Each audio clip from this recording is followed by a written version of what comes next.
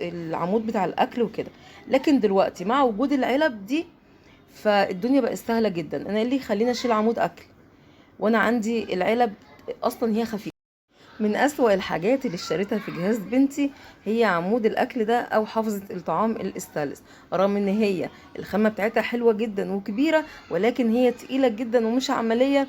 وجبت لكم البديل بتاعها النهارده. كنت عرضت لكم قبل كده وقلت لكم إن ندمت إن أنا جبتها، وفي ناس سألتني طب إيه البديل ونعمل إيه. النهارده جايبه لكم البديل حرفيا. هتجيبوا الكرتونة اللي بتكون تكوينها 18 قطعة من علب التلاجة. بتكون أحجامها مختلفة، كبير وصغير وأحجامها مختلفة، يعني مربع ومستطيل وكده. هتغنيكي عن التقل ده كله علشان تروحي رحلة أو تروحي أي مكان وتاخدي معاكي حافظة الطعام. دي تقيلة جدا ومهلكة، هتهلكك لأن هي وهي فاضية تقيلة جدا. كمان لو عبيناها بجد هتبقى يعني زي الرازية. فمش عملية خالص خالص، وكمان عشان الحر اللي احنا فيه. فالأسلم والأسهل والأفضل والعملي هو علب التلاجة. طبعا انا لما قلت لكم في ناس دخلت سالتني طب هي فين علب التلاجة دي، فانا جبت لكم طبعا الفيديو اهو علشان خاطر تشوفوا. انت ممكن كمان تاخدي الكرتونه اسكرين بحيث انت تجيبي المنتج الاصلي. دي علب تلاجة، كرتونه كده بتيجي طقم واحد لون واحد، تكوينها 18 قطعه. فيها العلب الصغيره والكبيره، فيها المربعه والمستطيله، فيها العلب اللي بتكون عاليه دي بتاعه الجبن، خزين الجبن، فيها كل حاجه. او ممكن تحطي فيها خضار لو انت رايحه مشوار او رايحه اي مكان. تعالي بقى نشوف تكوين الكرتونة. هنا كده دول طبعا اتنين في بعض علشان خاطر الكرتونة دي تاخد العدد الكبير ده كله. فبيحطوا العلب، يعني كل علبتين في بعض، واحدة كبيرة وواحدة صغيرة.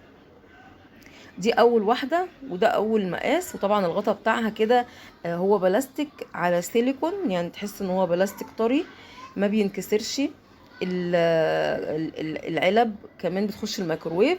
بقول لك اهو عشان خاطر في ناس سالتني امبارح قالوا لي طيب حافظة الطعام بنحط فيها الاكل سخن، طب علبة التلاجة هل هتستحمل الاكل وهو سخن علشان ناخده معانا في الرحلات، ولا هتسيح اول ما نحط فيها الاكلات السخنه؟ لا يا جماعه، الطقم ده الطقم التركي ده هو اصلا بيخش الميكروويف، يعني بيتحمل درجه حراره عاليه. يعني مش كمان بيتحمل درجه حراره وبس، لا ده بيخش كمان الميكروويف. يعني انت لو حاطه فيه اي حاجه وعندك الميكروويف هتطلعيها من التلاجة على طول على الميكروويف، وهتطلعي يعني طلعيها وهي سخنه.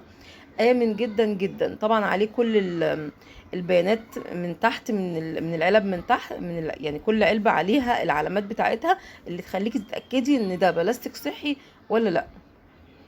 شايفين ده تالت علبة. بصوا بقى المقاسات دي تقريبا جاي منها 4 علب.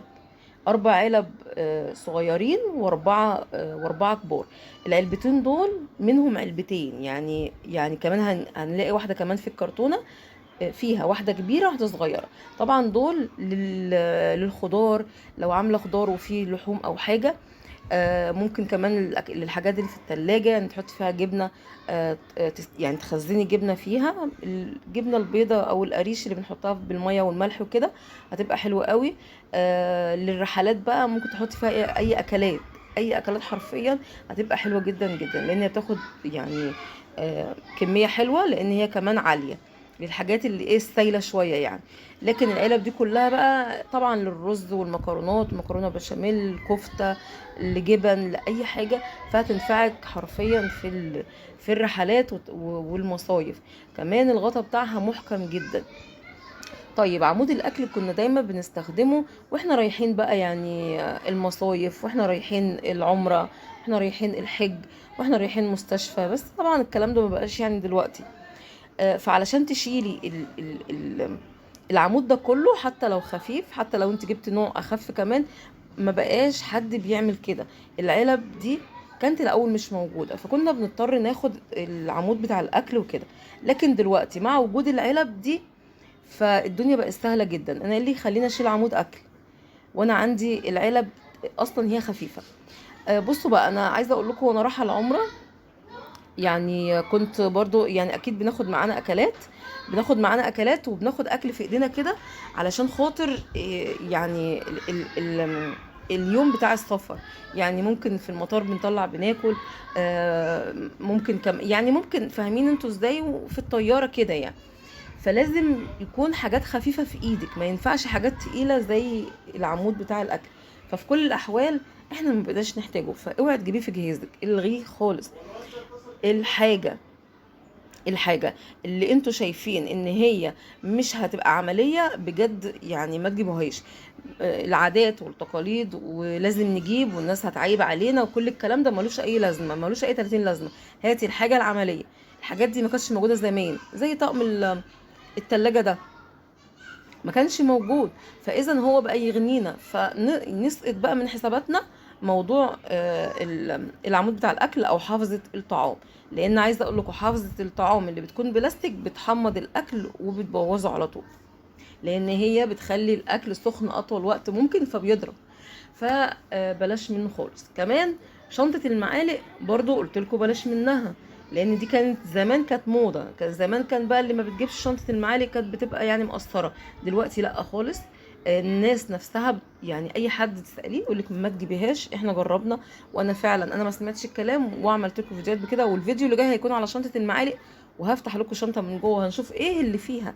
يعني ايه اللي فيها زيادة عن المعالق الفرط علشان اروح اجيب شنطة ب 13000 جنيه؟ ما هو انت لو رحت جبتي شنطه باربع خمس 6000 جنيه هتبقى معالق رديئه.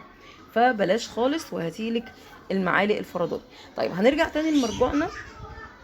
طبعا انا اسفه ان انا بتكلم يعني كتير، بس عايزه اوصل لكم كل معلومه بالظبط، لان انا فعلا احترت وتعبت جدا جدا في الجهاز. فانا مش عايزه حد يتشتت زيي. ما تجيبوش الحاجه اللي ملهاش لازمه. بصوا بقى الحجم الكبير من العلب اهو. طبعا العلبه دي جواها علبه كمان، يعني العلبة دي جواها علبة اقل منها برضو شوية. طبعا دول بقى يعني ايه للمحاشي لو انت رايحة مصيف، المكرونة البشاميل، للجلاش لو انت برضو يعني رايحة مصيف او مسافرة او يعني طالعة رحلة. والعدد كبير جدا، يعني خدي بقى اللي تاخديه معاكي. عندك 18 علبة. بصوا ما شاء الله، عندي هنا تقريبا كده عندي علبتين كبار وعلبتين اللي هما اقل منهم شوية. طب ده العدد حلو قوي اهو. 4 علب كبار و4 علب مرتفعين. والباقي والباقي طبعا الاحجام اللي هي الصغيره في الاصغر دي. طبعا العلب دي لا بتاخد لون اكل، ولا بتبقع من المخلل، ولا من الخضار، ولا من الصلصه، ولا اي حاجه خالص. مهما تستعمليها وتستخدميها وتغسليها بجد حلو قوي. انا بقولك كده بناء عن تجربتي، لان احنا غسلنا واستعملناها وريحتها ما بتمسكش فيها اي روايح. يعني في ناس بتخاف البلاستيك تاخد من ريحة الحاجة وتكرف على الحاجة اللي بعدها. ابدا، ريحتها حلوة جدا. اول ما تتغسل بتلاقي ريحتها طلعت، او ايا كان انت حاطة فيها ايه، سواء تومية سواء اي حاجة يعني. الريحة بتاعتها حلوة قوي وما بيمسكش فيها اي روايح. اي حاجة تركي يا جماعة بتكون حلوة قوي. في منها الالوان تقريبا المنت جرين، وفي الكشمير ده، وفي لون كده زي السماوي، وفي تقريبا ازرق. يعني في الوان كتير. هي العلبة لونها شفاف في في كل المنتج بتاعها، يعني في كل الكراتين او كل الالوان هي شفافة، لكن الغطا بتاعها هو اللي بيكون واخد لون. يا رب الفيديو يعجبكم، ما تنسونيش في اللايك والشير.